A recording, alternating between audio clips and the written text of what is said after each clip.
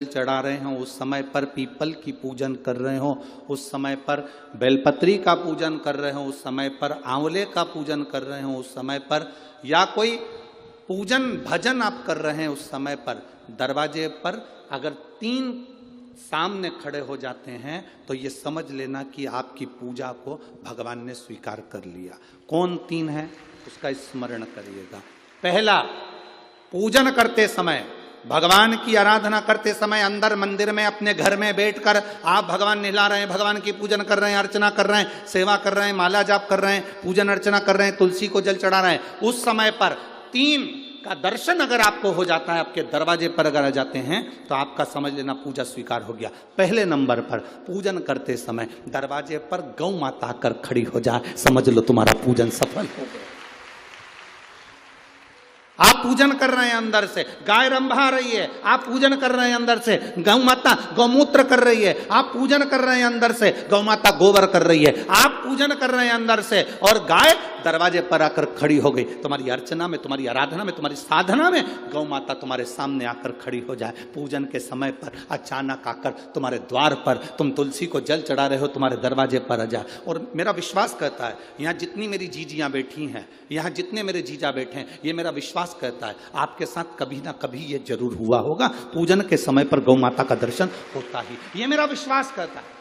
और ये कब होता है? जिस दिन आपका चित्त, मन, वृत्ति भगवान में रमी हो। चाहे तुम राम जपो, हनुमान जपो, शिव जपो, तुम्हारी मर्जी पड़े वो जपो। तुम देवी की भी पूजन कर रहे हो, किसी की देवता की पूजन कर रहे हो, कुल देवता की पूजन कर रहे हो, दिल से कर रहे हो, तो ये 3 का अगर दर्शन हो जाए तो कार्य सफल है। पहला, जम के बोलो, गौ माता।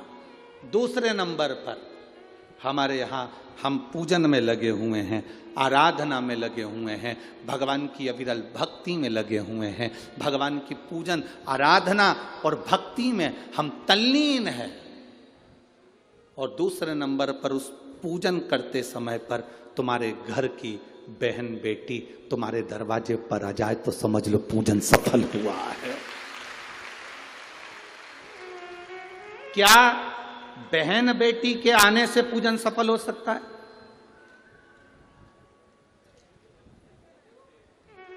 कहां लिखा हुआ है महाराज जी? आप इतनी बड़ी बड़ी बातें कहते हो। पूछने वाले पूछ सकते हैं, कहने वाले कह सकते हैं, आपने कैसे कह दिया कि बहन बेटी के आने से सफल हो जाता कार्य? तो आप उठाओ, हिमालय राज का बेटा बाणासुर से दोस्ती कर लेता,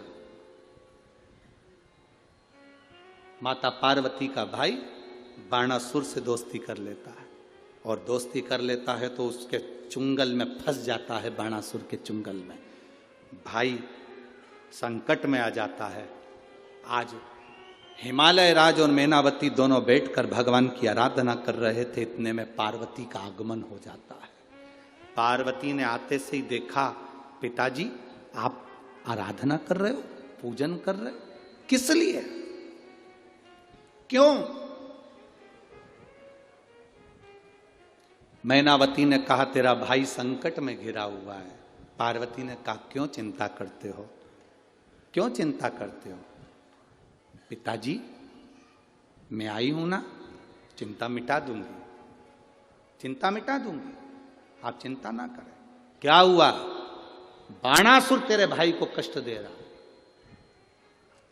बेटी पार्वती ने संकल्प ले लिया, उस बाणासुर का अंत मैं करूंगी। ना भगवान ब्रह्मा बाणासुर को मार सके, ना भगवान कृष्ण बाणासुर को मार सके। बाणासुर की कन्या भगवान कृष्ण के पास में, वहां उनके पौत्र के पास में गई, भगवान कृष्ण का युद्ध बाणासुर के साथ हुआ, 1000 भुजा, तो बाणासुर को भगवान कृष्ण नहीं मार सके। बाणासुर को ना नारायण मार सके, ना ब्रह्मा मार सके, बाणासुर को ना शंकर मार सके, क्योंकि शिव ने तो वर दिया था। बाणासुर को केवल मारा है तो माता पार्वती अर्ध कुंवारी बनकर संहार कर कर चली जाती। कोई तुमसे पूछे कि सियोर वाले महाराज ने कहा कि बहन बेटी के पूजन करते समय अगर बहन बेटी आ जाती है, पूजन करते समय हमारे घर की बहन बेटी, तुम्हारे कुल की बहन बेटी, तुम्हारे घर की बहन बेटी तुम्हारे दरवाजे पर आ गई, भले तुम उसको कुछ दो मत दो। पर बहन बेटी अगर तुम्हारे पूजन के समय पर तुम्हारे क्यों आप लोगों के ऐसा नियम है कि नहीं हमको नहीं मालूम, हमारे यहाँ तो ऐसा नियम है कि जब भी घर में कोई बड़ा आयोजन होता है, शादी होती है, फंक्शन होता है, कोई उद्यापन होता है, कोई चीज़ बड़ी करते हैं, तो सबसे पहले फ़ोन बहन बेटी को लगाते हैं कि हमारी बहन हमारे यहाँ आए, हमारी बेटियाँ, हमारी नंदे हमारे यहाँ आए, हमारी बुआ हमारे यहाँ आए। अब पूछोगे गुरुजी ये प्रसंग बहन बेटी को बुलाने का तो भगवान कृष्ण के यहां से चालू हुआ।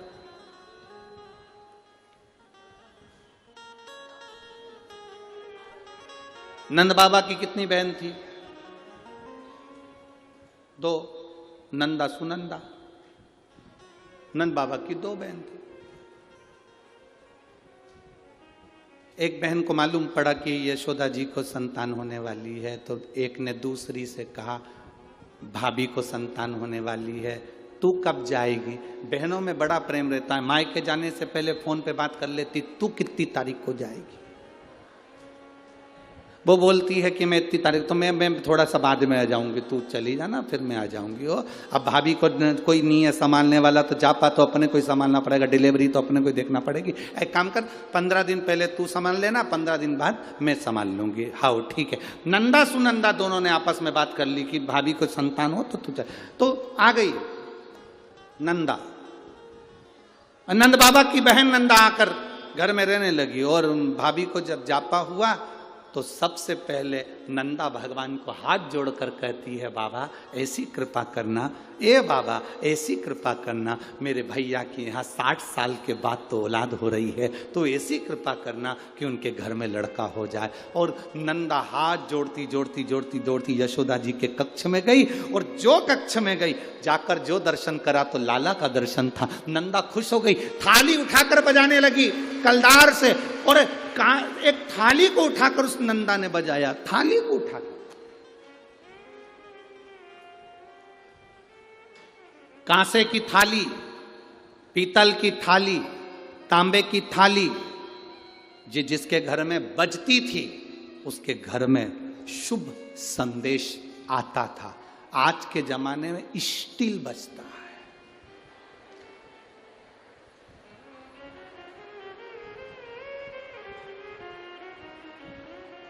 अब तो स्टील भी गया, प्लास्टिक।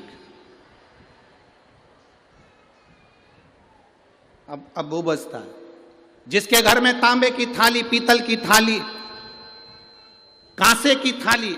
इसलिए मंदिर में आप लोग, हम लोग तो कहें आप लोग मंदिर जाते होगे तो मंदिर में जो घंटाल बंदे रहते हैं वो तांबा, पीतल और उस कांसे के बंदे रहते हैं, उसको लकड़ी से बजाते हैं। क्यों बजाते हैं? उसका कारण क्या है? उसका कारण क्या है? जितने लोग आरती में सम्मिलित होते हैं, तांबा, पीतल, कांसा मंदिर में इसलिए बजाया जाता है, जितने लोग आरती में आए हैं इनके घर में खुशियां प्रवेश कर जाए, इनके घर में भी आनंद की अनुभूति हो जाए। अब आजकल के ज़माने में तांबा, पीतल, कांसा बजाते नहीं हैं। आज के ज़माने में तो जरा सी देर में बस बच्चा हुआ है, सूचना मिल गई, बैंड बाजा बजवा दो, ढोल नगाड़े बजा। नंदा ने थाली बजाई थी और फिर आवाज आई थी, नंद घर आनंद, नंद घर आनंद भयो। फिर आवाज आई, लाला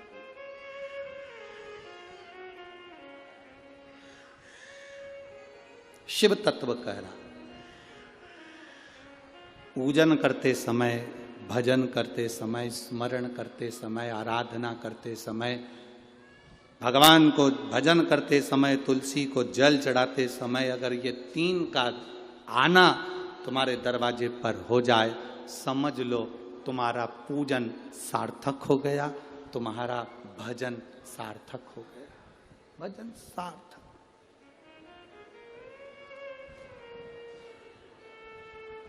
अब आज सुबह की हम आपको बताएं, एक तो महाराज जी ने कमरा भी ऐसी जगह दिया है कि जहां सबकी आवाज हमको सुनाई दे जाए।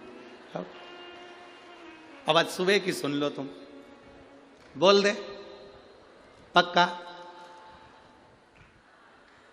अब सुबह की बात, सुबह मॉर्निंग वॉक पर उठे, सुबह सुबह का समय था, घूम रहे थे, इतने में 2 जीजी और 2 जीजा,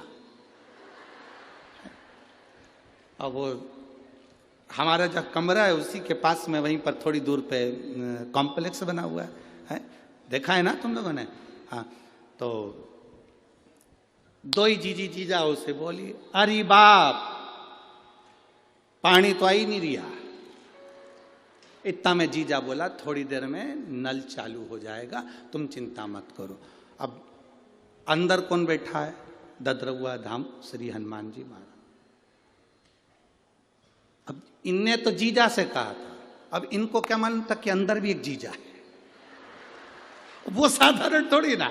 अब इनकी टंकी का तो नल खुड़ गया, उसने ऊपर का चालू कर दिया, धड़ धड़ धड़ धड़ धड़। सवेरे 5:30 बजे की घटना, और जो पानी गिरना चालू हुआ, जो पानी, इतने में दोनों जीजी जीजा से बोली, ये कहां से आ गया? अब ये उन जीजा से बोल रही थी, वो मालूम पड़े वो भीतर वाले ने, उसने टंकी का नल खोल दिया। जो पानी गिरना चालू हुआ, थोड़ी देर का आया, 15-20 मिनट पर जीजी हो नहाली,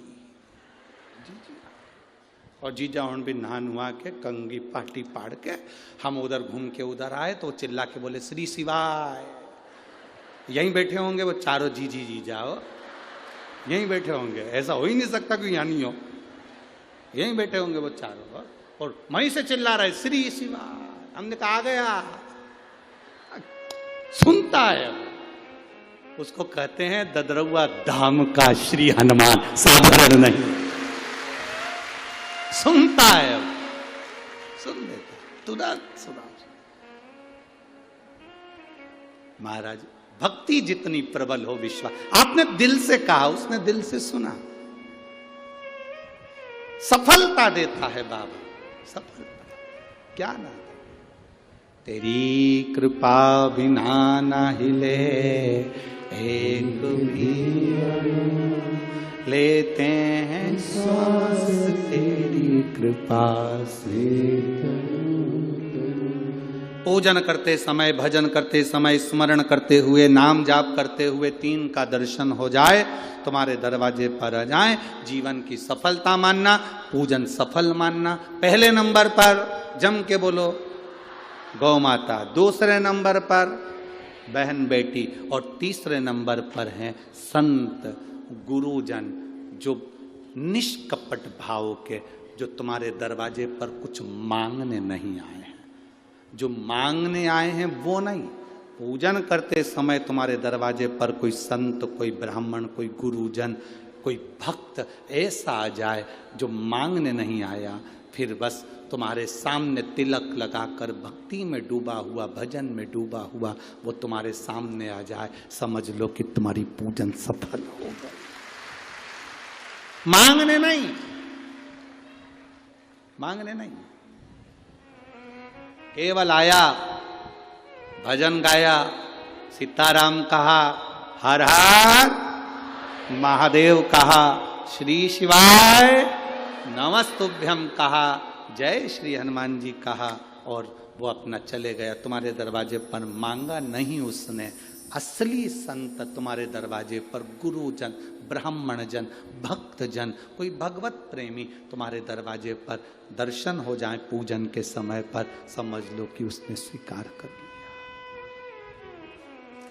उसने स्वीकार कर लिया।